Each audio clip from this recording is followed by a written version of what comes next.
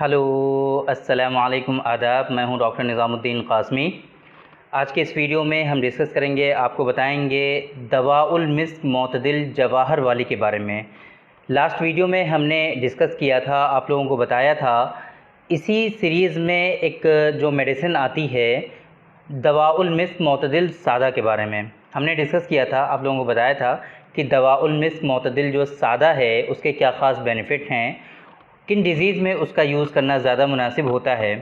तो उसके जो एक्शन हमने बताए थे, ख़ास तौर से एंजाइटी, डिप्रेशन और इसी तरीके से और भी दूसरे उसके जो एक्शन थे, तो उसी एक्शन में और तेज़ी के लिए, उसी एक्शन में और ज़्यादा इजाफ़ा के लिए और उन एक्शन में तेज़ी के साथ अमल करने के लिए जो मेडिसिन है, उसी नुस्खे में जो दवाउल मिस्क मोतदिल सादा का जो नुस्खा है, उसी में कुछ जवाहरात का इजाफ़ा कर दिया जाता है, लाइक अंबर है और इसी तरीके के और दूसरे जो जवाहरात हैं उसका उस नुस्खे में इजाफ़ा कर दिया जाता है, जिसकी वजह से इस नुस्खे का जो नाम दिया जाता है उसमें जवाहरात का ऐड कर दिया जाता है, जवाहर वाली लफ्ज़ का ऐड कर दिया जाता है, लफ्ज़ को शामिल कर दिया जाता है।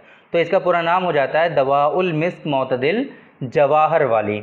तो आज के इस वीडियो में हम आपको बताने जा रहे हैं कि ये जो दवाउल मिस्क मोतदिल जवाहर वाली है, इसके क्या ख़ास बेनिफिट्स हैं, किन डिज़ीज़ में आप इसको यूज़ कर सकते हैं, डोजेज़ क्या है, कैसे आपको यूज़ करना चाहिए, ये सारी चीज़ें आज की इस वीडियो में हम डिस्कस करेंगे। तो दवाउल मिस्क मोतदिल जो जवाहर वाली है, ज़ाहिर सी बात है आपने हमारा जो थंबनेल देखा होगा उसमें हमने मेंशन किया है कि ये एंजाइटी और डिप्रेशन के लिए बहुत ही अच्छी ये मेडिसिन है एक तरह से, क्योंकि एंजाइटी और डिप्रेशन में वो भी मेडिसिन काम करती है, लेकिन जिस तरीक़े से इसके एक्शन में तेज़ी और ज़्यादती होती है जवाहरात के शामिल होने की वजह से, वो सादा वाला जो नुस्खा है, यानी कि जो दवाउल मिस्क मोतदिल सादा जो है, वो उसमें इतने ज़्यादा फ़वाइद नहीं होते जितने ज़्यादा जवाहर वाली के नुस्खे में शामिल हैं। तो ख़ास तौर से देखा जाए तो इसका जो एक्शन है वो एंजाइटी और डिप्रेशन में बहुत ज़्यादा है। आम तौर से ये जो नुस्खा है दवाउल मिस्क मोतदिल जवाहर वाली का, ये जनरल वीकनेस, आम जिस्मानी कमज़ोरी और नक़ाहत, स्पेशली जो बीमारी से उठने के बाद की जो बीमारी हो, जो कमज़ोरी होती है, ज़ौफ़ होता है, आम तौर से कोई लंबी बीमारी अगर किसी शख्स में चली है, हॉस्पिटल्स में एडमिट रहे हैं या फिर हॉस्पिटल में नहीं भी एडमिट रहे हैं, उसके बावजूद कोई दूसरी और बीमारी ऐसी रही जो मुसलसल उनकी चल रही है, तो उसकी वजह से जो ज़ौफ़ और नक़ाहत होती है, जो वीकनेस होती है, उसमें इसके ख़ास बेनिफिट्स आते हैं दवाउल मिस्क मोतदिल जवाहर वाली के। ये तो बात हो गई कि ज़ौफ़ आम में आप इसको यूज़ कर सकते हैं, जनरल वीकनेस में आप इसको यूज़ कर सकते हैं। इसी तरीके से वाइटल ऑर्गन्स जो हैं हमारे जो वाइटल ऑर्गन्स हैं, आप ये समझ लीजिए, चाहे वो गुर्दा हो, हार्ट हो हमारा, है ना, इस तरीके से लिवर है हमारा, इस तरह के ब्रेन है स्पेशली जो हमारा, तो इस तरह के जो हमारे वाइटल ऑर्गन्स हैं उनकी वीकनेस में इसका इस्तेमाल काफ़ी ज़्यादा मुफीद साबित होता है। ख़ास तौर से हमारा जो हार्ट है, हमारा जो क़ल्ब है, जो दिल है, इसको बहुत ज़्यादा ये ताकतवर बनाता है। और इसके ताकतवर बनने की वजह से क्या होता है कि जो दौरान खून है, दौरान दम है, ब्लड सर्कुलेशन जो है वो उसमें ज़्यादती होती है, उसमें तेज़ी होती है। इसी तरीके से ताज़ा खून, नया खून और अच्छा खून की पैदाइश कॉन्सेप्ट जो है हमारे यहाँ, कि अच्छा खून जो है, साफ़ खून जो है, वो बनता है इसके इस्तेमाल करने की वजह से। यानी कि खून की पैदाइश जो है वो तो बढ़ती ही है, लेकिन साथ साथ में ये भी है कि इसका जो खून इससे जो बनता है वो भी अच्छा बनता है। तो ये कि खून के दौरान को ये बढ़ाता है, ब्लड सर्कुलेशन को इंक्रीज़ करता है और खून की जो पैदाइश है उसको बढ़ाता है और स्पेशली अच्छा खून बनाता है। मैदा, जिगर की जो कमज़ोरी है, वीकनेस है, आप उसमें यूज़ कर सकते हैं। स्पेशली जिन लोगों का डाइजेशन सही नहीं रहता, वो लोग यूज़ करेंगे, तो इसकी वजह से जो डाइजेशन में जो वीकनेसेस हैं वो सारी वीकनेस ख़त्म हो जाएंगी और उसमें इम्प्रूवमेंट हासिल होगा। ब्लड सर्कुलेशन के बढ़ने की वजह से, ब्लड सर्कुलेशन की तेज़ी आने की वजह से, एक जो कंप्लेंट है हमारी सेक्सुअल डिसऑर्डर्स में वो है इरेक्टाइल डिसफंक्शन। तो जाहिर सी बात है, जब ब्लड सर्कुलेशन इंक्रीज़ होता है, इन्हांस होता है, बढ़ता है, तो उसकी वजह से कहीं ना कहीं ईडी की जो प्रॉब्लम हो रही है काफ़ी दिनों से, जो इरेक्टाइल डिसफंक्शन चल रहा है, तो उसमें भी इसके बेनिफिट आते हैं और बहुत सारे लोगों में इसके यूज़ करने की वजह से इरेक्टाइल डिसफंक्शन जो होता है वो रिज़ॉल्व हो जाता है। तो ये एक बहुत इसके जो ख़ास बेनिफिट्स थे वो हमने आपको बताया कि कहाँ कहाँ पे आप इसको यूज़ कर सकते हैं।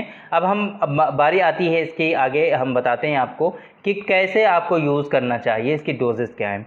तो देखिए, ख़ास तौर से इसका जो इस्तेमाल करना चाहिए वो सुबह के वक्त में करना चाहिए, और इसकी जो डोज़ है वो 6 से 7 ग्राम या अप टू 10 ग्राम 10 ग्राम तक आप इसको यूज़ कर सकते हैं। क्योंकि इसमें जवाहरात का इस्तेमाल किया गया है, इस वजह से इसकी डोज़ थोड़ी सी कम रखी जाती है, लेकिन आप 10 ग्राम तक फिर भी आप इसको यूज़ कर सकते हैं।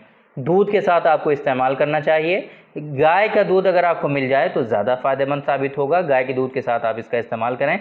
बेहतर ये है कि अगर आपको लिवर डिजीज़ हैं तो उस सूरत में आप दूध के साथ इस्तेमाल ना करें, पानी के साथ इस्तेमाल करें। वैसे भी अगर आपको दूध नहीं मिल रहा है तो पानी के साथ भी आप इस्तेमाल कर सकते हैं, इसको यूज़ कर सकते हैं। ख़ास तौर से इसको आपको सुबह के वक्त में यूज़ करना चाहिए, लेकिन अगर आप शाम में भी यूज़ करना चाहें तो दोनों वक्त यूज़ कर सकते हैं। सुबह में भी यूज़ कर सकते हैं आप, और शाम में भी यूज़ कर सकते हैं। तो ये तो तरीक़ा हो गया इसका इस्तेमाल करने का कि कैसे कैसे आपको यूज़ करना चाहिए।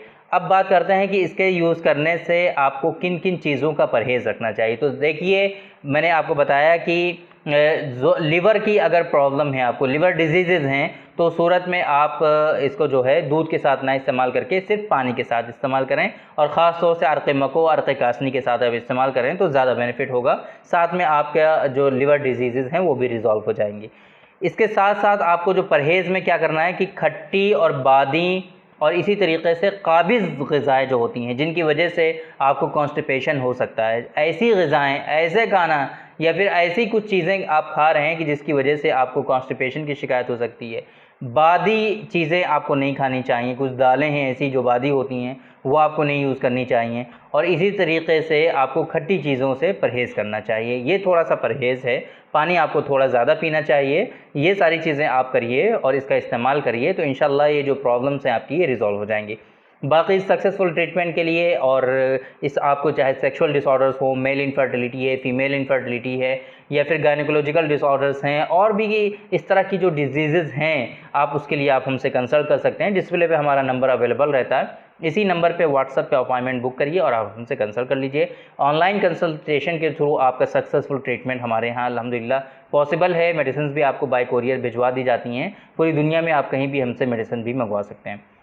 तो आज की इस वीडियो में हमने डिस्कस किया, आपको बताया दवाउल मिस्क मोतदिल जवाहर वाली के बारे में कि इसके क्या ख़ास बेनिफिट्स हैं, किन डिज़ीज़ में आप इसको यूज़ कर सकते हैं, इसी तरीके से यूज़ करने का तरीक़ा क्या है, कैसे आपको यूज़ करना चाहिए, किन चीज़ों का आप परहेज़ रख सकते हैं, ये सारी चीज़ें हमने आपसे आज की इस वीडियो में डिस्कस कर ली, आपको बता दिया। तो थैंक यू वेरी मच। आज की इस वीडियो में इतना ही। इंशाल्लाह कल फिर मुलाकात होगी आपसे एक दूसरी वीडियो में, हम डिस्कस करेंगे आपसे एक दूसरे टॉपिक पर। तब तक के लिए आप हमें इजाज़त दीजिए। अस्सलामु अलैकुम।